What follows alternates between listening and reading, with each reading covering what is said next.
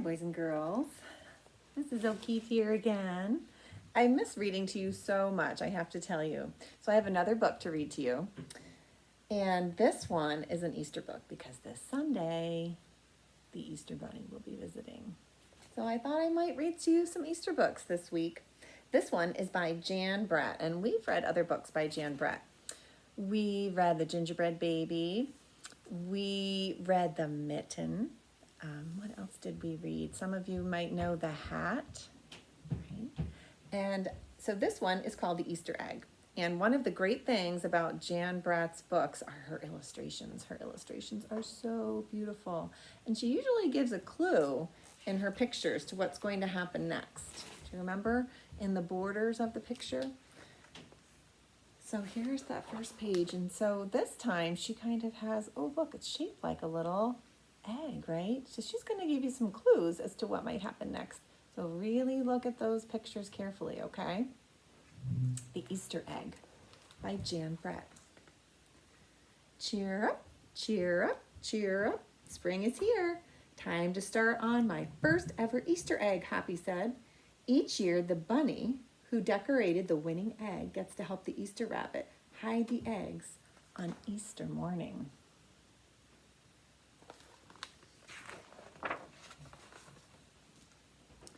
Hoppy had been dreaming about being that bunny all year long. Now it was time to get started. Everywhere Hoppy looked, rabbits were working on dazzling eggs. I need an amazing idea, he thought. Hoppy spotted Flora Bunny planting spring wildflowers in her eggs. The Easter rabbit will love those colorful flowers, he thought, and started picking flowers for his egg. Here's a basket for your flowers, Hoppy, Flora said. You see how she's making them into little baskets? That's a really great idea, isn't it? Are you paying attention to the clue over here? Chop, chop, scrape, scrape. Hoppy spied Buster Birch carving a magnificent wooden egg. I wish I had some wood for my egg, he wished out loud. Here you go, Hoppy, Buster Birch said, and he put a smooth round piece of wood in Hoppy's basket. Thank you, Buster, Hoppy said.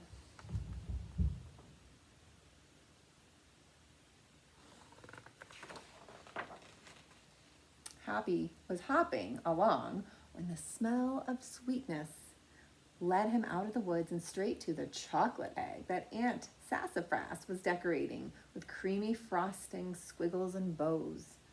Hello, Hoppy, she said, and she put some chocolate squares in his basket. Hippity-hop, Hoppy exclaimed. I'll make the Easter rabbit a chocolate egg so sweet it will make his whiskers tingle. Do you think Hoppy will come up with his own idea? Then Hoppy saw Granny Irene decorating one of her fabulous story eggs. First, she traced a design on the egg with a special tool. Then she dipped the egg in pots of yellow, green, orange, and red dye, adding to the design each time. Hoppy couldn't believe his eyes. I'll never make an egg that beautiful, he told Granny Irene. She smiled. Try, she said, giving him one of her special tools. I think maybe that Hoppy should just try to think of something that he really likes himself, right? He's admiring everyone else's eggs. But I think he can come up with a special idea on his own. What do you think? Hoppy was hopping by Hans Vanderrabbit's garden when he spotted an extraordinary egg. Hans was painting a portrait of the Easter rabbit so real that he looked alive. Fantastic, Hoppy exclaimed. Thank you, Hoppy, Hans said. Why don't you make a painting on your egg? He gave Hoppy pots of paint and a fine brush.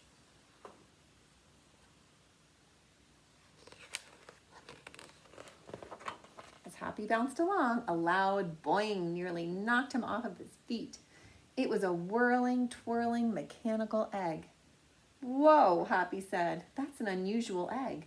Would you like to make one, Roberto asked. Hoppy tried hard, but the harder he tried, the more parts and pieces piled up around him. Thank you, Roberto, he sighed, but I think I better make the egg that is just right for me.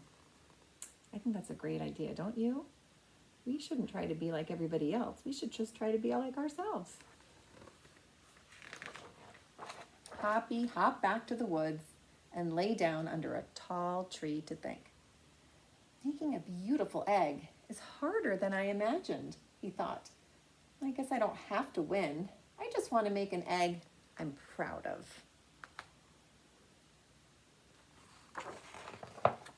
Suddenly, the woods rang with squawking of birds, sounding an alarm. Mother Robin swooped down, calling wildly, as if she couldn't decide where to go. An egg had tumbled out of Mother Robin's nest. Inside the perfect blue egg was a baby robin that needed its mother to keep it warm until it hatched. Do you see where the egg fell? It's a blue egg. Do you see it? It is right there. It needs someone to keep it warm. Hoppy knew what he had to do.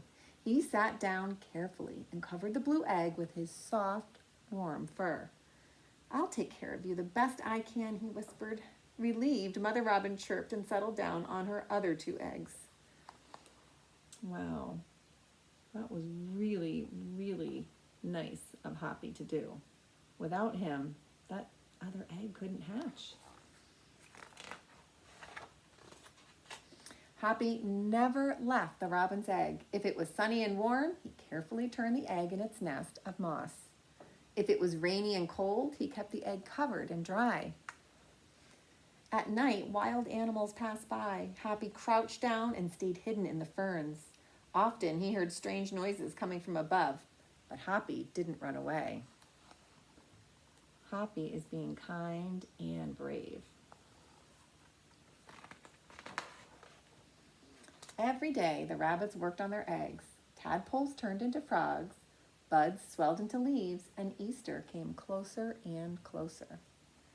Finally, it was time for the rabbits to take their eggs to the glen. They had forgotten all about Hoppy, who was quietly sitting on the blue egg under the tall tree in the woods. Oh, I guess Hoppy won't be able to do the contest after all. What do you think? He had something more important to do.